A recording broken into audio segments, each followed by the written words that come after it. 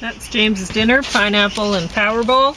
And I'm going to talk about Star Trek Lower Decks, Season 4, Devil's Peak, Superman and Lois, Season 3, and Problemista. And I'm going to review the caramel corn while just after I read my poem, Fruit Spine. So, there it is. This is a quintella, and I wrote it on June 18th, 2024. Instead of caramel corn today, I'm eating fruit, and it's okay. Bananas may be healthier, red grapes and apples are for sure, and all are tasty anyway. I got this cornucopia of caramel corn for almost free. I thought I'd save the stuff, but nah. I stuffed that stuff inside of me to get a taste of Shangri-La. I'm glad that it was just a taste. I got this load of fruit for free, and all this fruit is fine by me. My health is something that I've faced, and no, I can't afford to waste. That, and yeah, it's crazy. I really wanted the caramel corn. And so, anyway, I was thinking today, I bet you, because I've been eating, they gave a lot of bananas to us at the Salvation Army. They're basically gone. Yeah, this is the last one. Like I didn't eat them all. Some I froze, and I guess I'll make smoothies out of them or something. Yeah. But I used to make smoothies all the time with bananas, and so I when I was working, I'd eat, I don't know, probably 4 bananas a day or something like that, which is not good for me. I would have thought that it would be, right? But I get Charlie horse like crazy. Too much potassium. I don't know. No, they recommend the soccer players to eat lots of bananas, probably the long distance runners, because you're gonna drop potassium and stuff like that. You need potassium for the muscles firing. All I can tell you, you can get too much of it, right? Yeah, because at the time I was working in Grand Prairie, and I was thinking, well, the water in Grand Prairie gives me heartburn, so maybe it's the water, maybe it's that it's too hot. Like my mom kept her house really warm, and she did, thank heavens. Yeah, and so I was thinking, yeah, it worked out for you really well. It worked out for me. I was there for I think it's almost a year, maybe more, when I was recovering from cancer, and for a year, I'm not kidding, I sneezed 0 times and coughed once. You try that. My back was so bad, I'd be just going, like trying to suppress a cough or whatever. And that cougher, I'm telling you, put me in the back special. So, I never thought I'd be able to repress sneezes that much, but I didn't get it much because Pauline's mom kept the house so warm. Yeah, so anyway, I was working outside at the time in summer, and I was thinking, well, maybe I'm getting too hot at night and I'm losing too much water, and maybe that's causing it. But then last night I woke up in the middle of the night, and I was pounding back the bananas because I wanted to try to use them up. And I woke up and I had a Charlie horse. I just moved my leg and oh no! So it's the bananas. I thought for sure, well, eventually in Grand Prairie I thought it's got to be the bananas. I'm just eating too many of these things. And you were getting indigestion, right? No. No? Not really. Well, But I got Charlie horses. Yep. So I don't know. Maybe it's just my biology or something, but yeah, it's something like bananas or acid going in. Alkali ash ultimately, once the body converts it, we can get acid reflux off of too many bananas, actually off of one. And if we eat too many bananas, I've never had it happen. We can get Charlie horses. It would be from an imbalance of electrolytes in your blood. honestly, I think the banana tastes sweeter than the gingerbread flavored caramel corn. So, I can recall a guy, I think it was Kyle Rote. It's tough. He's an American. Maybe it's about the same. A national soccer player, maybe Olympic soccer player. Back in the 70s maybe, and he was recommending eating as many bananas as possible. Maybe if you're a soccer player or a long distance runner or something like that, especially in heat. maybe a couple a day, but don't push it. Although both are delicious.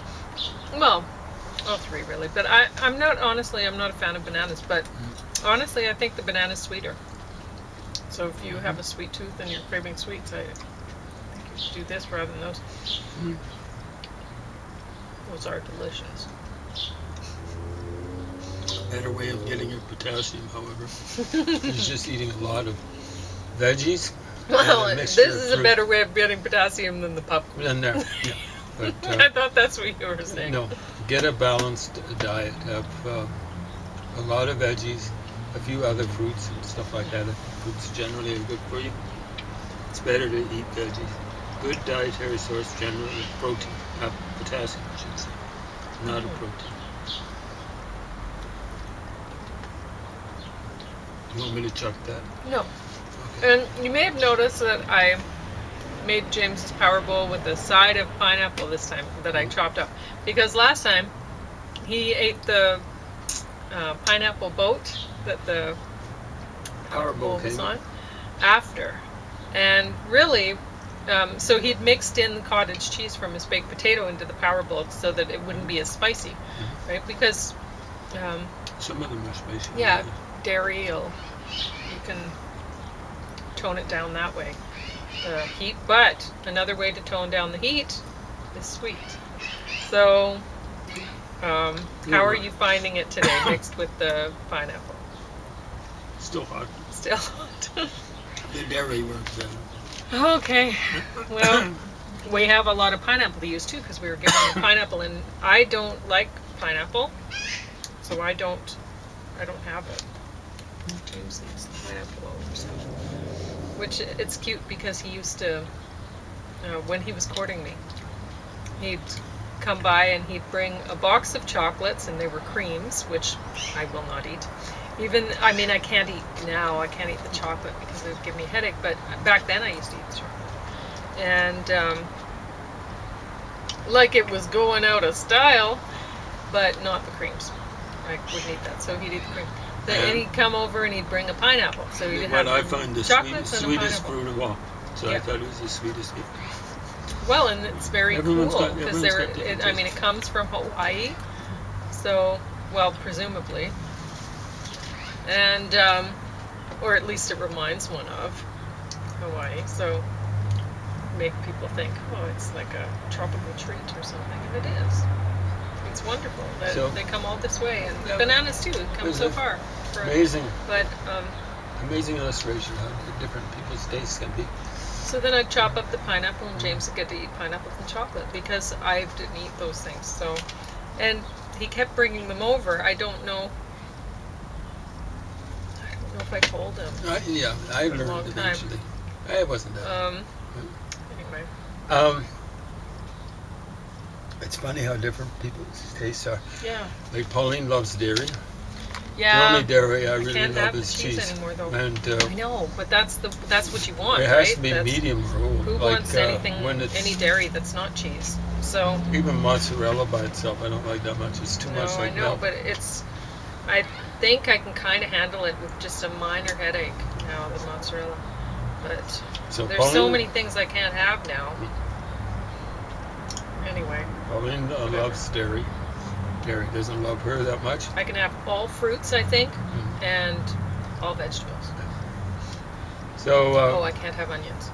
The other thing Pauline was saying was her dad had a sweet tooth. So I think it went this way, I guessed. What were his favorite pops?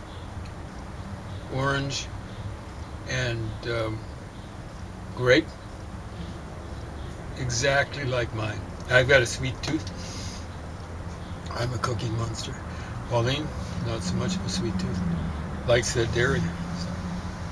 But like I was saying, dairy doesn't like her. No. And really, pop and cookies don't like anyone. Well, I don't know. Like, I think I could have the dairy, but like I don't think I should have the cholesterol. And then, honestly, I don't even like all I like is the cheese, and I can't have that because it gives me a headache. So I can't have the cheese because it gives me a headache. And the cholesterol I really shouldn't have. And so what am I left with? You know, if I see the 0% milk fat Greek yogurt, I get that if it's on clearance, but I think it still has cholesterol, so I don't know. What do you do, right? You just try to make something work. So, Star Trek Lower Deck Season 4. Now, what I found interesting is I watched this, and I think I watched this one next.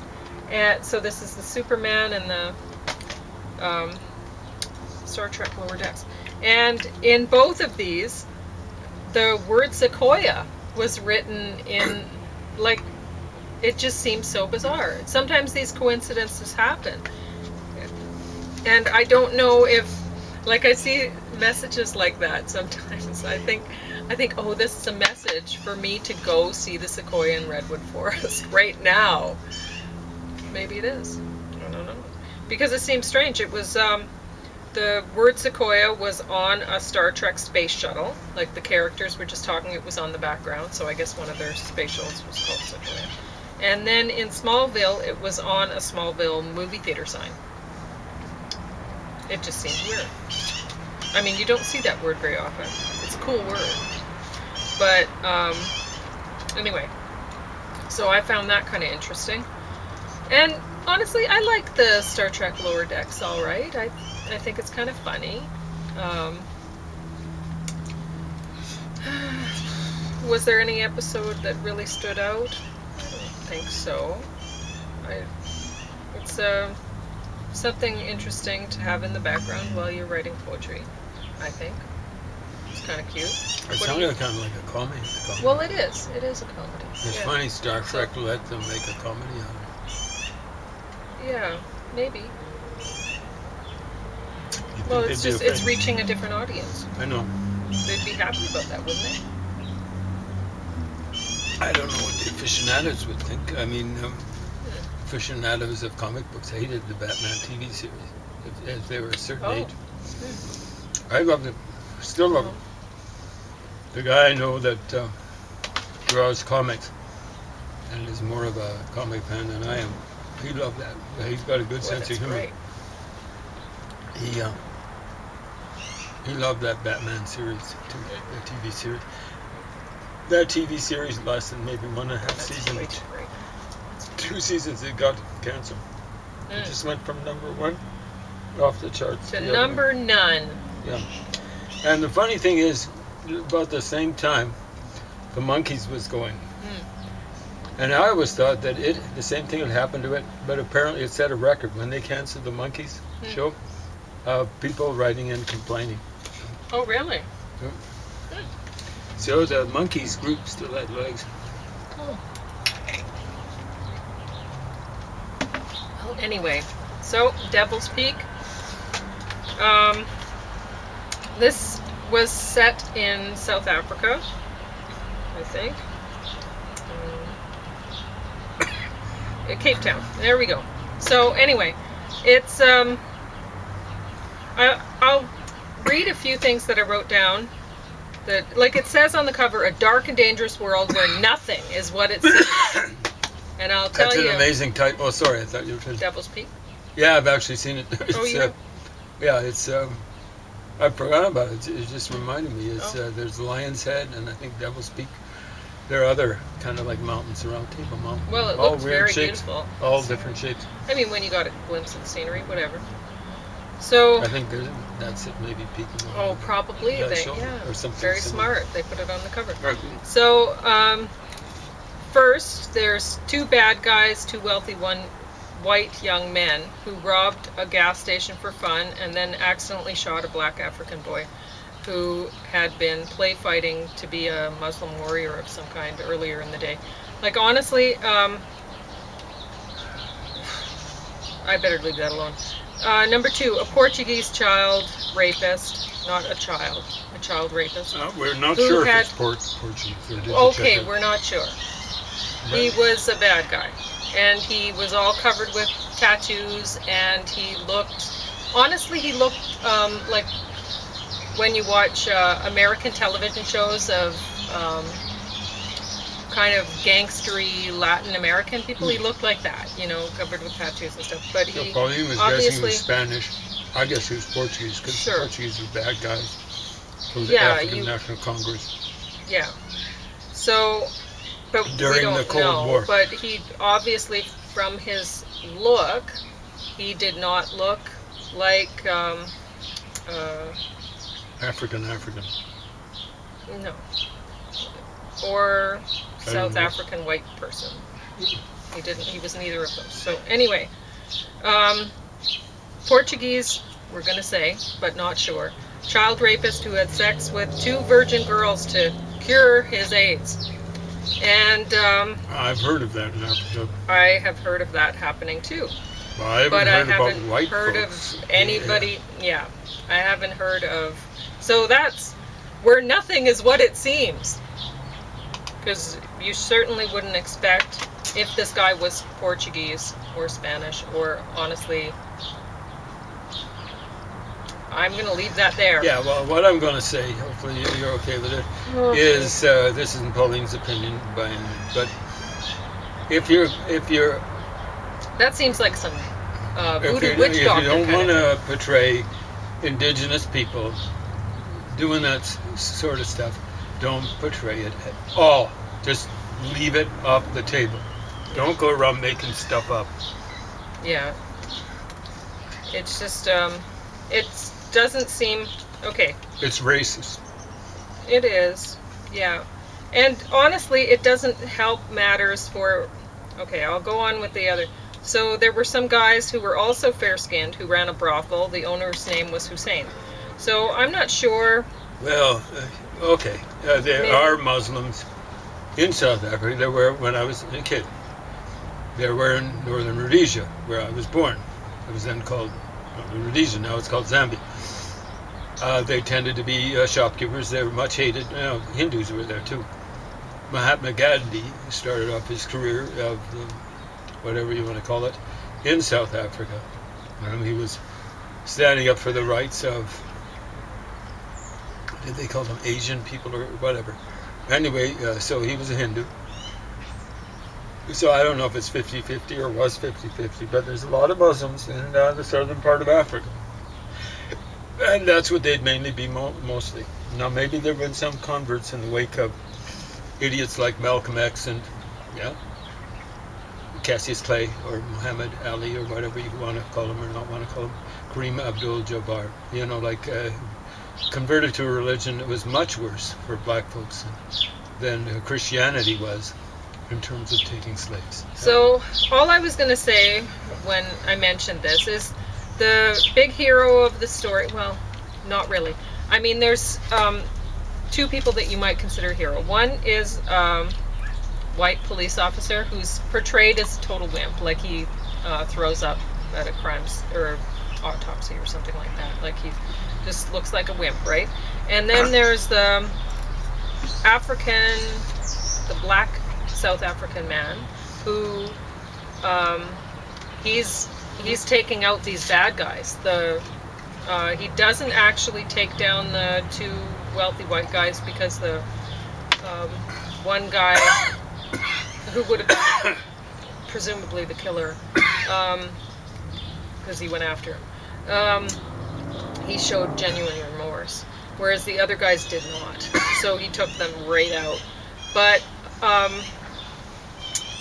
honestly, when I guess the makers were thinking, well, if we show these people of other races or whatever as being bad guys, then in doing things that we've heard of black African people doing, then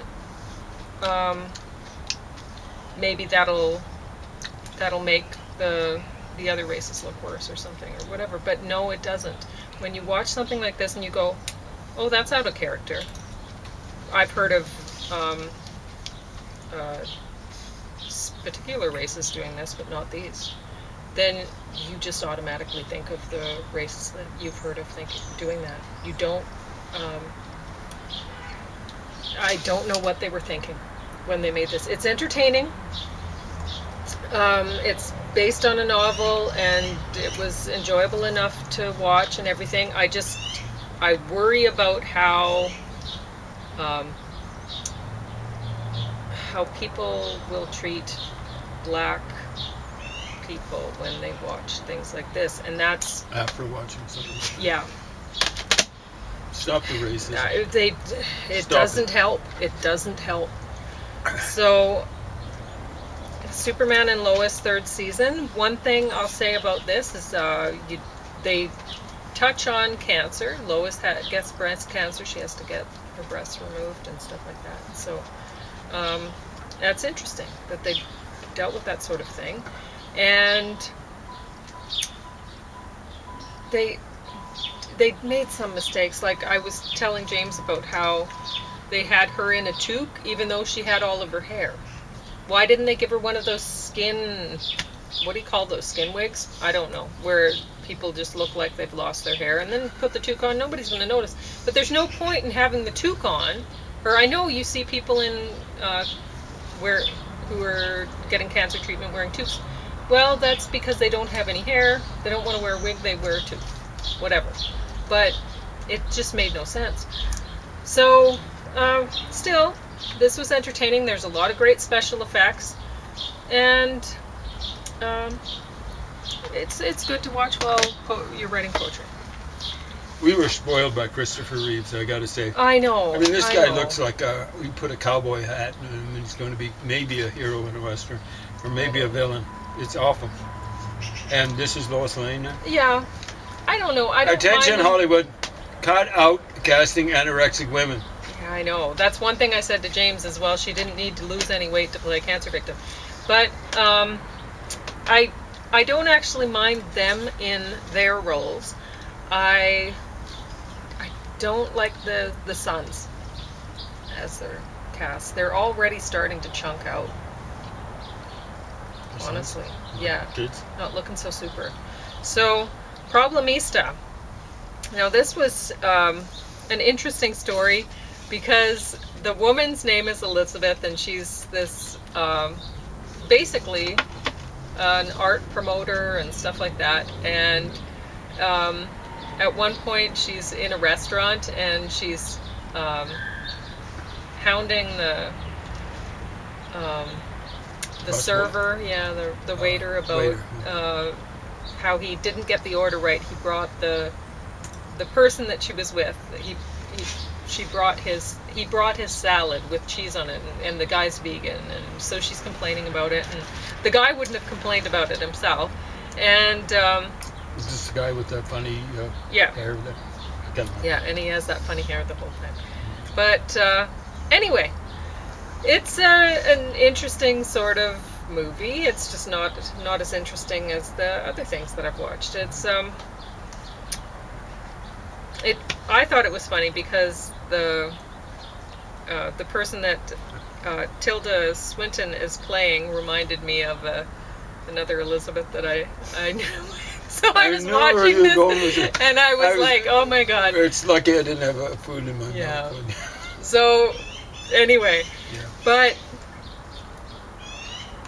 yeah, it's good enough. So everything that I watched, I think, is, if you have time to spare, and maybe if you're like me and you do other things at the same time or whatever, like, I get these things for free from the public library, and I'm very thankful for the fact that I have a public library that carries these things.